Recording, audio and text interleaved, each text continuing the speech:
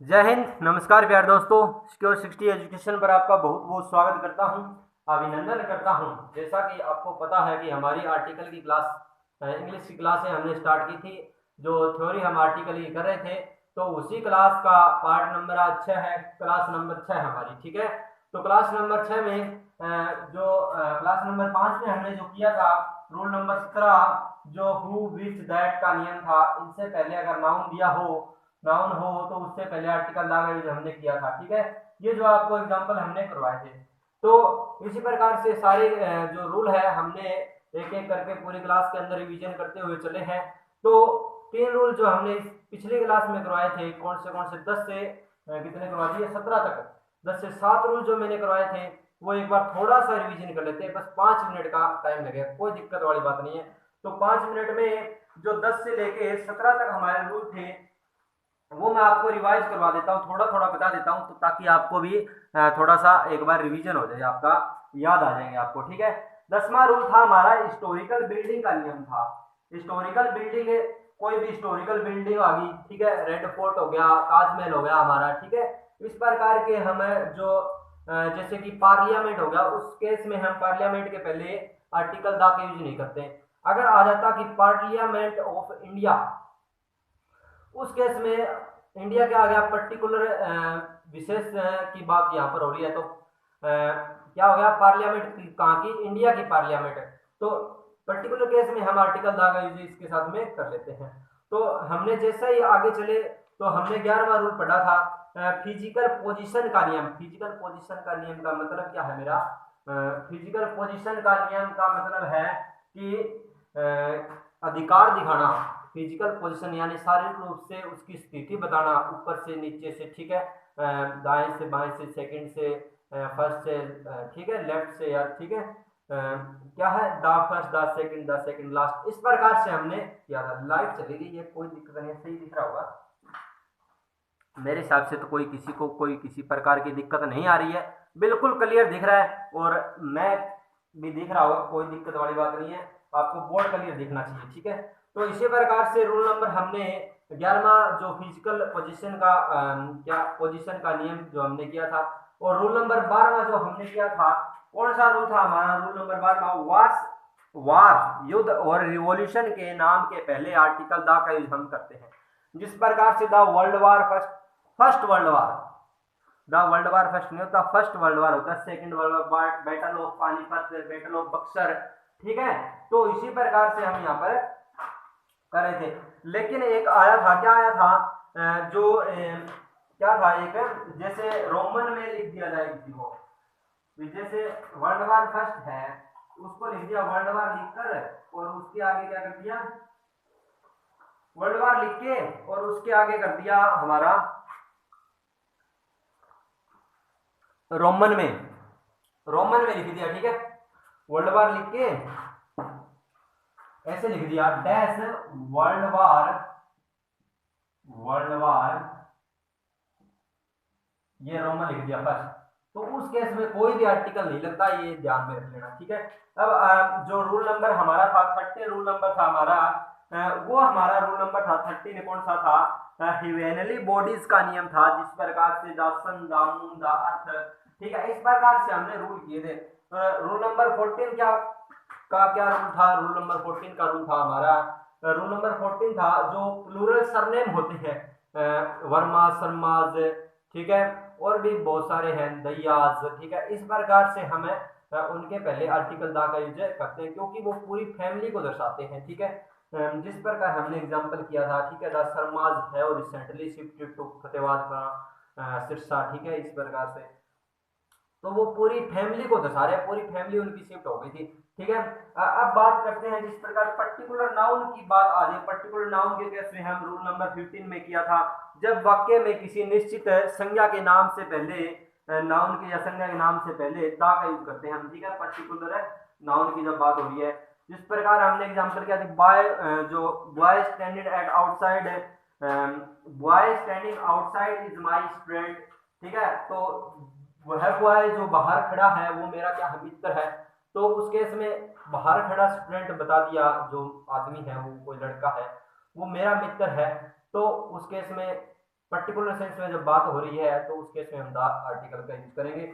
इसी प्रकार से होल, कंप्लीट, इंटायर, सेम, और ये वर्ड थे 2-3 4-5 जो वर्ड थे हमारे, कौन से थे? होल था, कंप्लीट था, और इंटायर, सेम, और नाउन था। ठीक है, नाउन क्या था? इनके बाद में अगर नाउन हो तो इनसे पहले आर्टिकल द का यूज हम कर रहे थे। ठीक है, अगर अब हमारा आ गया था कौन सा रूल है? Rule number 17। रूल नंबर 17 के अंदर हमने क्या किया था? रूल नंबर 17 में हमने किया था ये जो आपके सामने बोर्ड पर लिख रखा है who, which, that, relative pronoun, ये आपको रिवीजन हो गया। अब कितना टाइम लगा है देख लेते हैं। 5 मिनट लगी होगी, बस सिर्फ 5 ही मिनट लगी है। 5 मिनट में आपको रिवाइज करवा दिया। ठीक है, तो अब चलेंगे हमारे नेक्स्ट रूल पर, रूल नंबर 18 की तरफ। रूल नंबर 18 किसका रूल रहेगा? रूल नंबर 18 रहेगा आपका वही जो हम कल कर रहे थे, जो पर्टिकुलर के केस में। देखो रूल नंबर 18 क्या कहता है? रूल 18 क्या कहता है? जब लिखा हो, मैंने जैसे एग्जांपल लिखा, ही इज डैश रिच, तो he is dash rich, he is dash rich. देखो आप क्या है? रिच क्या है यहाँ पर? एडजेक्टिव है, एडजेक्टिव है। एडजेक्टिव से पहले कोई नाउन नहीं आया, एडजेक्टिव से पहले कोई नाउन नहीं आया, और एडजेक्टिव के बाद में कोई नाउन नहीं आया, पहले नहीं, एडजेक्टिव के बाद में कोई नाउन नहीं आया, तो उससे पहले आर्टिकल भी नहीं आता। ठीक है, अगर लिख दिया होता, क्या लिख दिया होता? He is dash rich man, लिख दिया होता he is dash rich man, rich man. तो इस केस के अंदर है, ये देखो मैन क्या है? मैन आपका है नाउन। ठीक है, तो नाउन है, और ये क्या है? एडजेक्टिव है।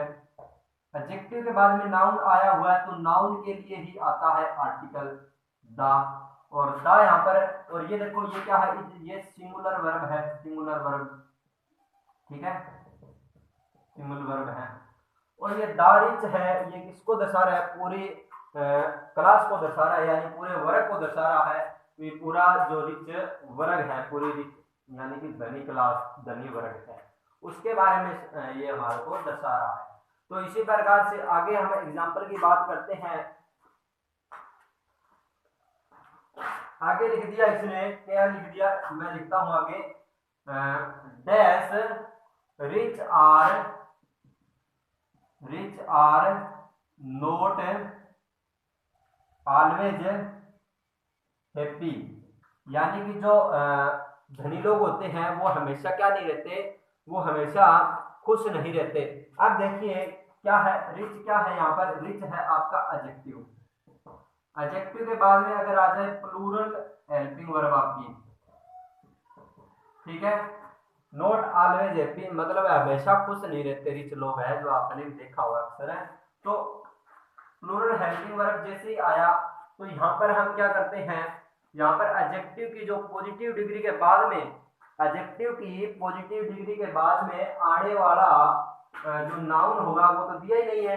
एडजेक्टिव की पॉजिटिव डिग्री के बाद में अगर यहाँ पर कोई नाउन आता, वो तो इसने दिया नहीं है नाउन। ठीक है, नाउन नहीं दिया है। एडजेक्टिव की पॉजिटिव डिग्री के बाद में आने वाला नाउन अगर ना दिया जाए, और उसके बाद में प्लूरल हेल्पिंग वर्ब आपको दे दी जाए, तो उस केस में आर्टिकल द का यूज हम यहाँ पर करते हैं। ठीक है, आर्टिकल द का यूज हमें करते हैं। तो चलेंगे हमारा जो नेक्स्ट एग्जांपल है उसके बारे में और देखेंगे। ये द पूरी क्लास वर्ग को दर्शा रहा है। ठीक है, यहाँ पर पूरे क्लास को शो कर रहा है ये। तो एडजेक्टिव की पॉजिटिव डिग्री आगे नाउन मिसिंग हो, लिख लेना, एडजेक्टिव की पॉजिटिव डिग्री के आगे नाउन मिसिंग हो, और हेल्पिंग वर्ब प्लूरल हो, तो हम एडजेक्टिव की पॉजिटिव डिग्री के पहले आर्टिकल द का यूज करते हैं। ठीक है, एडजेक्टिव की पॉजिटिव डिग्री रिच होगी, इसके बाद में नाउन मिसिंग है और हेल्पिंग वर्ब प्लूरल दी हुई हो, तो उस एडजेक्टिव की पॉजिटिव डिग्री पहले रिच के पहले आर्टिकल द का यूज करते हैं। इतनी बात अगर सभी को समझ में आ गई तो लाइक और शेयर कर दो भाई क्लास को। ठीक है, सभी को सही दिखाई दे रहा है वीडियो? कोई चक्कर नहीं है, कहीं भी कोई दिक्कत ब्लर वगैरह नहीं आ रही है? तो अब चलेंगे नेक्स्ट जो हमारा एग्जांपल है, क्या है? नेक्स्ट एग्जांपल है हमारा dash dash industrious are dash industrious are always rewarded. Dash industrial are always rewarded. एक मिनट रुको।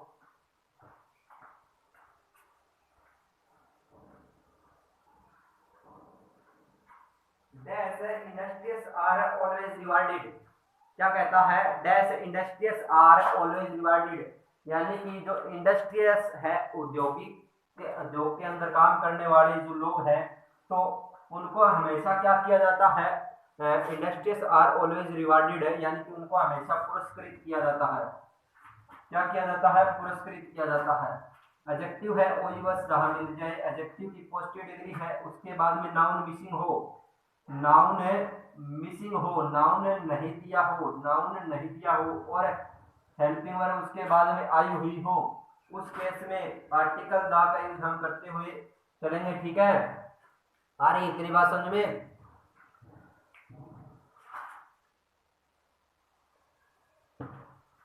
तो नेक्स्ट एग्जांपल है, नेक्स्ट जो रूल है हमारा, रूल नंबर है 19, comparison of two proper noun. ठीक है, comparison of two proper noun जो हमारा रूल है, रूल नंबर है 19, comparison of two proper noun.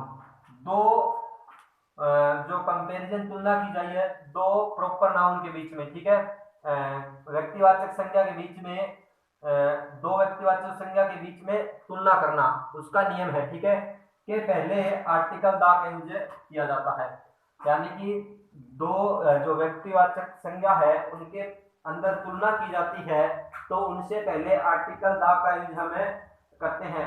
जिस प्रकार से मैं लिख रहा हूं, आपको एग्जांपल दे रहा हूं, और उससे ये देख लेना भी, दो प्रॉपर नाउन के जो बीच में तुलना की जाए तो उससे उसके साथ में आर्टिकल द का यूज करना है, लेकिन जिससे तुलना की जा रही है उसके साथ में द का यूज करना है, और पहले वाले के साथ में द का यूज। एग्जांपल से समझेंगे।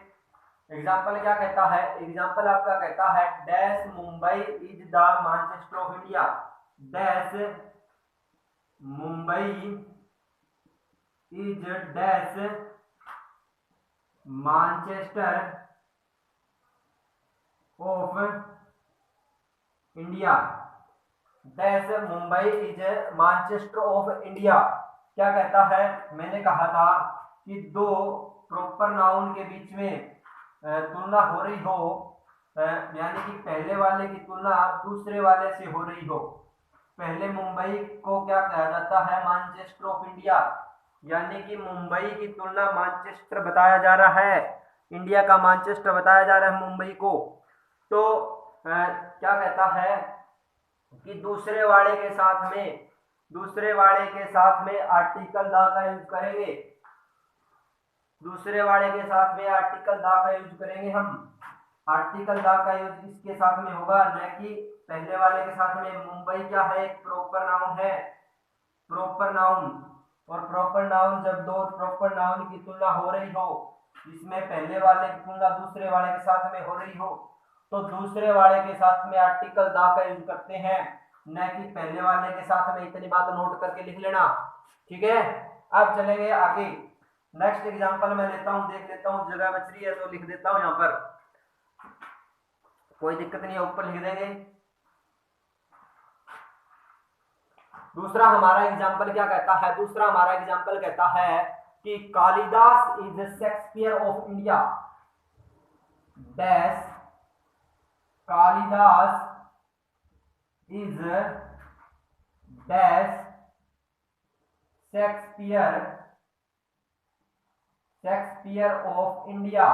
Kalidas is Shakespeare of India. तो मैंने बताया था किसी दो प्रॉपर नाउन के बीच में तुलना हो रही हो, उस केस में पहले वाले की तुलना जब दूसरे वाले के साथ में हो रही हो, तो दूसरे वाले के साथ में आर्टिकल दा का यूज लगाते हैं, और पहले वाला हो जाता है प्रॉपर नाउन, उससे पहले नो आर्टिकल का यूज करते हैं, कोई भी आर्टिकल नहीं लगता मतलब। ठीक है, इतनी बात अगर सभी को समझ में आ रही है तो एक बार थम्स अप लाइक का बटन दबा दीजिए भाई। अब चलेंगे नेक्स्ट रूल पर। नेक्स्ट रूल में एक एग्जांपल और कर लेते हैं। Kashmir is Switzerland of India dash dash Kashmir is dash Switzerland of India. ठीक है, कश्मीर को भारत का स्विट्जरलैंड कहा जाता है। तो उस केस में इस बाद वाले के साथ में आर्टिकल दा का यूज करेंगे। कश्मीर क्या है, प्रॉपर नाउन है, प्रॉपर नाउन के पहले कोई भी आर्टिकल नहीं आता, नो आर्टिकल। ठीक है, अब चलेंगे रूल नंबर हमारा 20 पर, और रूल नंबर ये 18 नंबर रूल का। ठीक है, 18 नंबर रूल हमने कर लिया है, और 19 नंबर रूल भी कर लिया ना हमने। हाँ, ये रहा 19 नंबर रूल। 18 और 19। अब सीधा चलेंगे 20 नंबर रूल पर। 20 नंबर रूल आपका क्या कहता है, अभी देखेंगे जल्दी से।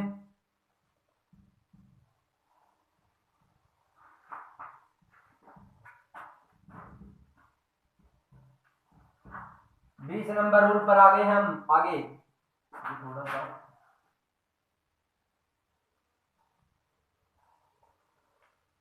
एक मिनट रुको भाई। 20 नंबर रूल पर आ गए हैं। 20 नंबर रूल क्या कहता है? 20 नंबर रूल है आपका इनर क्वालिटी का नियम। इनर क्वालिटी का नियम रूल नंबर 20 है आपका इनर क्वालिटी का नियम। इनर क्वालिटी का रूल, इनर क्वालिटी का नियम। इस केस के अंदर इनर क्वालिटी जब उसके अंदर दर्शाई जाती है, किसी के व्यक्ति नाउन, ठीक है, किसी शब्द की इनर क्वालिटी के बारे में जब बताया जाता है तो उससे पहले आर्टिकल दा का यूज करते हैं। जैसे कि मैंने इनर क्वालिटी का नियम लिखा, इनर क्वालिटी के नियम के पहले आर्टिकल दा। ठीक है, आंतरिक विशेषता का नियम बोलते हैं इसको, हिंदी में बात करें तो आंतरिक विशेषता का नियम कहेंगे। आंतरिक विशेषता का नियम जिस प्रकार से मैंने एग्जांपल लिखा कि आप एक बार एक डेफिनेशन लिख लो। इसकी डेफिनेशन क्या कहती है कि किसी व्यक्ति, नाउन या कोई शब्द, उसकी इनर क्वालिटी जब आपको दिखाई जाती है, यानी कि उसकी इनर क्वालिटी शो होती है। जिस प्रकार से मैंने कहा डैश टीचर इन मी, मेरे अंदर का टीचर, जो डैश टीचर इन मी, मेरे अंदर का जो टीचर है, never allows me to tell a lie, never allows me to tell a lie, यानी कि मेरे अंदर का जो टीचर है वो मुझे क्या नहीं करने देता, झूठ बोलने की अनुमति नहीं देता, अलो नहीं करता। ठीक है, यानी जो मेरे अंदर का टीचर का गुण है वो मुझे झूठ बोलने के लिए अलो नहीं करता, यानी कि अंदर का गुण हो गया। तो टीचर के अंदर का गुण की बात जब हो पर्टिकुलर की, तो उस केस में आर्टिकल दा का यूज हम कर देते हैं। तो देखिए भी इनर क्वालिटी का नियम, आंतरिक गुण का नियम। ठीक है, आंतरिक विशेषता दर्शाई जाए, आंतरिक विशेषता का नियम, किसी व्यक्ति या कोई शब्द, नाउन की इनर क्वालिटी के बारे में पता चले तो उस शब्द, नाउन या व्यक्ति के पहले आर्टिकल दा का यूज हम करते हैं। इतनी बात सभी को समझ में आ रही है? अगर एक एग्जांपल लेता हूं मैं, एग्जांपल क्या है आपका, एग्जांपल ले लेता हूं मैं एक, dash teacher in the dash teacher in me, मेरे अंदर जो टीचर है, टीचर का गुण है, इन मी, मेरे अंदर जो टीचर का गुण है, इसका मतलब ये है। ठीक है, dash teacher in me never allows me, never कभी नहीं, अलो मी टू टेल ए लाई, यानी कि जो मेरे अंदर टीचर का जो गुण है, टीचर इन मी, जो मेरे अंदर छुपा हुआ टीचर का गुण, नेवर अलोज मी, मेरे को कभी अलो नहीं करता, मी टू टेल ए लाई, झूठ बोलने के लिए। यानी उस केस में हम क्या लगाते हैं, आर्टिकल दा का यूज करते हैं। इसी प्रकार से मैं अगर एक एग्जांपल और की बात करूं, Patriot in him motivated dash Patriot dash Patriot in him dash Patriot in him dash Patriot in him motivated him to join the army motivated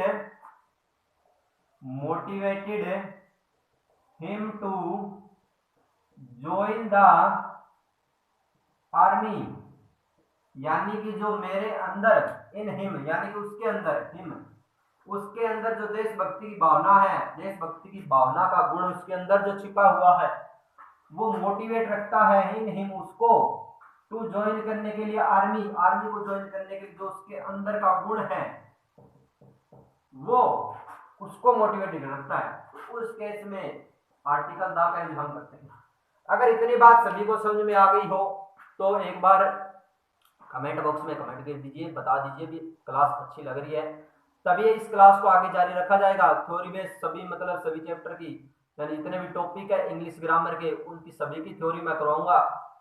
अगर आपका रिस्पॉन्स नहीं आता तो मैं क्लास बंद कर दूंगा आर्टिकल के बाद में, ठीक है। तो चलेंगे आगे। हमारा रूल नंबर है 21।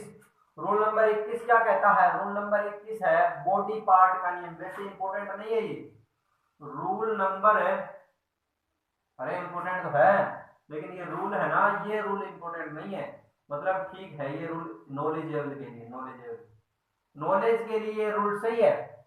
बॉडी पार्ट्स का जो रूल है, जो बॉडी पार्ट्स का रूल है के नाम के पहले आर्टिकल द का यूज करते हैं।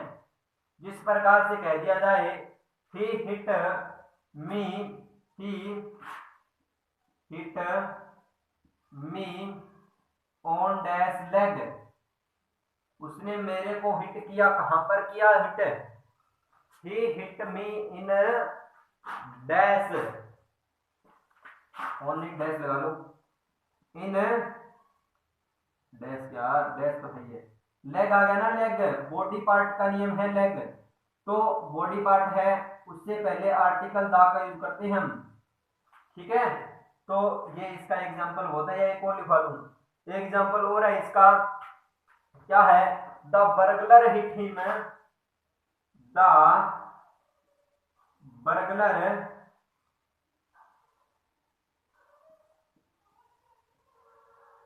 बर्गलर हिट हिम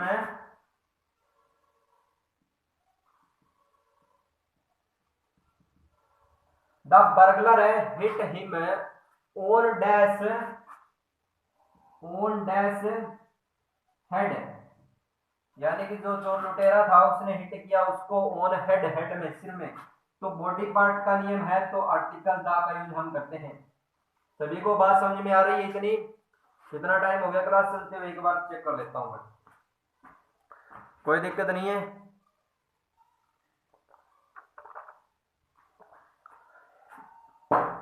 एक एग्जांपल है, ये हमारे दो एग्जांपल हो गए, एक रूल और करेंगे इसके बाद में। रूल नंबर इन्वेंशन साफ कर लेते हैं। रूल नंबर 21,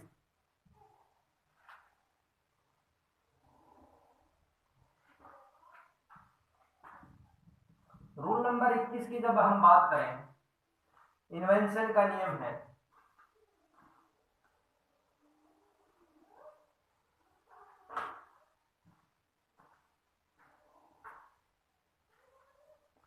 रूल नंबर 21 की बात करते हैं। रूल नंबर 21 किसका है? इन्वेंशन का नियम है।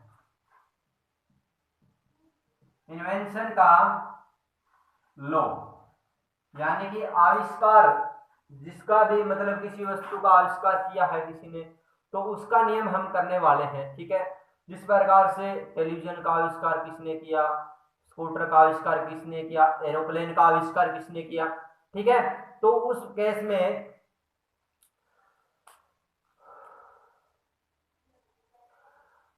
हम किसका यूज करते हैं? आर्टिकल द का यूज करते हैं। जिस प्रकार से मैंने लिखा हूं इन्वेंशन हु आर्टिकल द का यूज करते हैं। हु इन्वेंशन डैश, कुछ भी लिख लो, जिसका आविष्कार, टेलीविजन ही लिख लो, टीवी, टेलीविजन, एलईडी, इनका आविष्कार किसने किया, उस आविष्कार के नाम के पहले आर्टिकल द का यूज हम करते हैं। ठीक है, इतनी बात अगर समझ में आ गई हो तो कोई दिक्कत वाली बात नहीं है, थम्स अप कर दीजिए, बता दीजिए, मेरे को भी पता लग जाएगा। हु इन्वेंटेड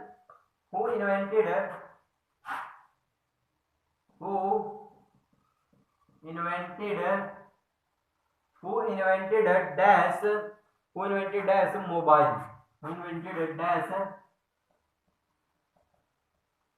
ठीक है।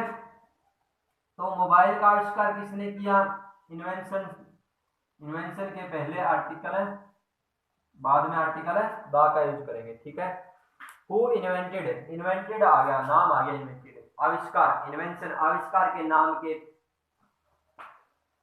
पहले, आविष्कार जो किसका आविष्कार किया, मोबाइल का हो गया, इन्वेंटेड हो गया, ये इन्वेंटेड आविष्कार का नाम नहीं है, ये तो आविष्कार खुद ही है।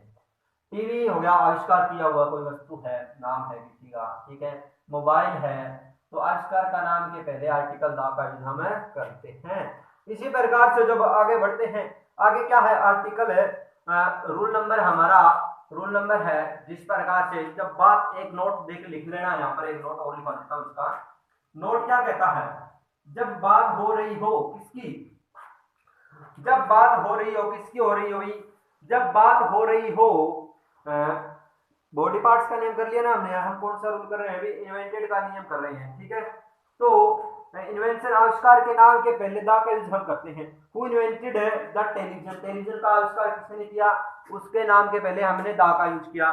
ठीक है, अब बात करते हैं, जैसे मैं एक नोट लिखा रहा हूं, जब किसी आविष्कार को सेंटेंस में काउंटेबल नाउन की तरह हमेशा करते हैं यूज, देखो, जब किसी आविष्कार को सेंटेंस में काउंटेबल नाउन की तरह यूज करते हैं तब हम आर्टिकल द नहीं लगाते भी। ठीक है, जब कोई भी आविष्कार है, जब किसी आविष्कार को सेंटेंस में काउंटेबल नाउन की तरह यूज करें, इस प्रकार मैं एग्जांपल लिखता हूं, फिर समझ में आ जाएगा आपको।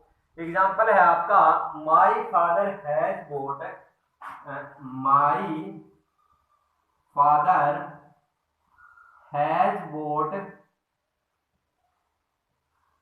Dash, my father has boat dash piano. ठीक है, my father has boat dash piano मत लिखो, टेलीविजन ही लिख लो, सही रहेगा, टेलीविजन। वो एक सॉन्ग नहीं है, टेलीविजन ले दे बैठूंगी मोटा छोड़ के। ठीक है, वो सॉन्ग तो छोड़ो, इसको देखो पहले, my father has boat dash television, यानी कि काउंटेबल की सेंस में बात की, मेरे पिताजी खरीद कर लाए क्या, एक टेलीविजन, एक ही टेलीविजन खरीदेंगे, ज्यादा से ज्यादा दो टेलीविजन का क्या करोगे, लड़ाई करोगे तुम, एक टेलीविजन भी होती है, दो पे तो कैसी होगी। देखो, टेलीविजन है, टेलीविजन के पहले आर्टिकल ए का यूज करेंगे, और किसकी बात हो रही है, क्यों करेंगे आर्टिकल ए का use, my father has boat A television, खरीदने के केस में बात हो रही है, एक का सेंस मिल रहा है, एक का सेंस मिल रहा है यहाँ से। ठीक है, अगर इतनी बात अगर सभी को समझ में आ गई हो तो एक बार लाइक कर दीजिए भी। इंग्लिश कोई नई चीज थोड़ी है, सीखता है ना, हर इंसान के लिए नई चीज है वैसे तो, लेकिन इंग्लिश अब बहुत पुरानी चीज है, लैंग्वेज है, चीज तो क्या है। जब हम बात करते हैं, जब किसी आविष्कार का सेंटेंस में काउंटेबल नाउन की तरह यूज करते हैं तो उससे पहले आर्टिकल है द का नहीं यूज होगा। ठीक है, आर्टिकल द का यूज नहीं होता। My father has boat A television, has boat A television, यानी एक का सेंस दे रहा है यहाँ पर, तो एक का सेंस के केस में आर्टिकल ए का यूज करेंगे हम। ठीक है, तो कोई विशेष टीवी थोड़ी होगा, अगर ये यहाँ पर बताता तो टेलीविजन फलानी कंपनी का है, एलजी कंपनी का है, सोनी कंपनी का है, तब उस केस में हम किसका यूज कर लेते, तब हम उस केस में आर्टिकल द का यूज कर लेते, विशेष के बारे में बात हो रही है तो। ठीक है, तो म्यूजिकल इंस्ट्रूमेंट के नाम के पहले आर्टिकल दा का यूज करते हैं। अब एग्जांपल आता है, एग्जांपल क्या, रूल नंबर आता है हमारा 23। 23 रूल क्या कहता है आपका, म्यूजिकल जो इंस्ट्रूमेंट है, म्यूजिकल इंस्ट्रूमेंट के नाम के पहले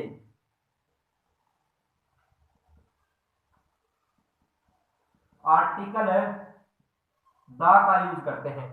यानी कि म्यूजिकल इंस्ट्रूमेंट के नाम के पहले आर्टिकल दा का यूज करते हैं हम। जिस प्रकार से मैंने कह दिया, क्या कह दिया, जिस प्रकार मैंने कह दिया my friend plays piano, my friends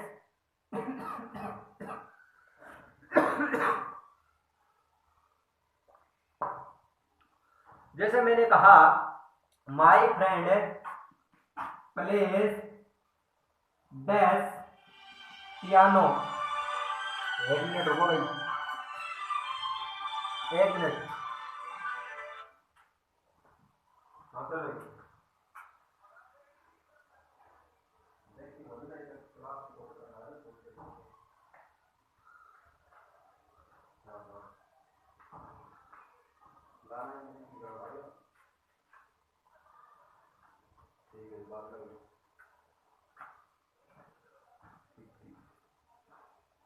तो हम देखो भी कौन आ गया था, संजय सर का, जो आपका सीजी क्लासेस बुन्ना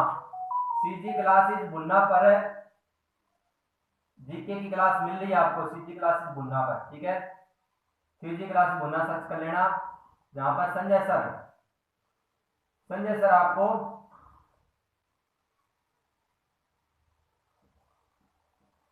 सर आपको क्या पढ़ा रहे हैं, हरियाणा जीके पढ़ा रहे हैं, इंडिया जीके, ट्रिक वगैरह, सारे ट्रिक वगैरह बताएंगे, ठीक है। तो इस चैनल को भी सब्सक्राइब कर लेना। आगे समझ में, ठीक है, चलेंगे आगे। और आज शाम को संजय सर की क्लास है भी, तो वो देख लेना, ठीक है। तो माय फ्रेंड प्लेज पियानो, तो जब मैंने बात की म्यूजिकल इंस्ट्रूमेंट की, म्यूजिकल इंस्ट्रूमेंट पियानो हो गया, तो उससे पहले आर्टिकल है दा का यूज करेंगे। अब बात करते हैं नेक्स्ट एग्जांपल की। नेक्स्ट एग्जांपल है जिस प्रकार से he plays dash guitar every evening, dash guitar every evening, वह प्रत्येक शाम को क्या करता है, प्लेज करता है गिटार को। तो गिटार को प्ले करता है, तो आर्टिकल दा का यूज हम यहाँ पर कर लेंगे। तो ये था हमारा आज का लेक्चर। और आज की क्लास में हमने क्या किया, इंस्ट्रूमेंट के नाम के पहले, म्यूजिकल इंस्ट्रूमेंट नाम के पहले दा का यूज हम करते हैं। अगर एक बात और मैं आपको बता देता हूं कि काउंटेबल नाउन के रूम में जब बात हो इनकी, जिस प्रकार हमने पहले वाले में किया, इससे पहले जो हमने रूल किया था, कौन सा रूल किया था, इससे पहले जो हमने 22वां रूल किया था इन्वेंशन वाला, उस केस में जो टेलीविजन खरीदने की बात हो रही थी, ए बोर्ड, ठीक है, उस केस में इसी तरह का ये भी रूल है। इंस्ट्रूमेंटल को जब खरीदा जाएगा, काउंटेबल के रूम में जब यूज होगा, तब उस केस में आर्टिकल दा का यूज नहीं करते, ठीक है। तब उस केस में देखो मैं एग्जांपल बता देता हूं, काउंटेबल के केस में जब काउंट की जाए कोई वस्तु, काउंट के रूप में रखेंगे, तो उस केस में हम क्या करते हैं, काउंटेबल के केस में जैसे मैं बता देता हूं आपको, क्या है कि my friend has boat, my friend has boat, my friend has boat dash guitar, dash guitar, मेरे फ्रेंड ने हैज बोट खरीदा है गिटार। एक गिटार, एक की सेंस में बात हो रही है, एक के सेंस में बात हो रही है, तो एक नहीं लिखना यहाँ पर, एक नहीं लिखना, यहाँ पर लगाएगा ए, ठीक है। तो ए लगेगा यहाँ पर, my friend has boat A guitar. धूप आ रही है, कभी धूप जा रही है, ठीक है, कोई दिक्कत नहीं है। तो यहाँ तक हमने जो पढ़ना था वो पढ़ लिया, हमारी क्लास हो गई है। और काउंटेबल के केस में भी मैंने एग्जांपल बता दिया आपको। तो my friend has bot A guitar, एक का अर्थ दे रहा है यहाँ पर, इसलिए ए का यूज हमने कर लिया। नेक्स्ट रूल जो हमारा 24 नंबर रूल रहेगा, पॉलिटिकल पार्टीज, ठीक है, रिलीजन, कम्युनिटीज के नाम के पहले आर्टिकल द का यूज करेंगे और वो देखेंगे नेक्स्ट क्लास के अंदर। तो आज की क्लास में दोस्तों इतना ही रखते हैं, तो मिलेंगे दोस्तों नेक्स्ट क्लास के अंदर। तो तब तक बने रहिएगा हमारे चैनल पर और लाइक कर देना, शेयर कर देना और सब्सक्राइब कर देना भाई, ठीक है। तो ओके दोस्तों, थैंक यू, जय हिंद, लव यू ऑल।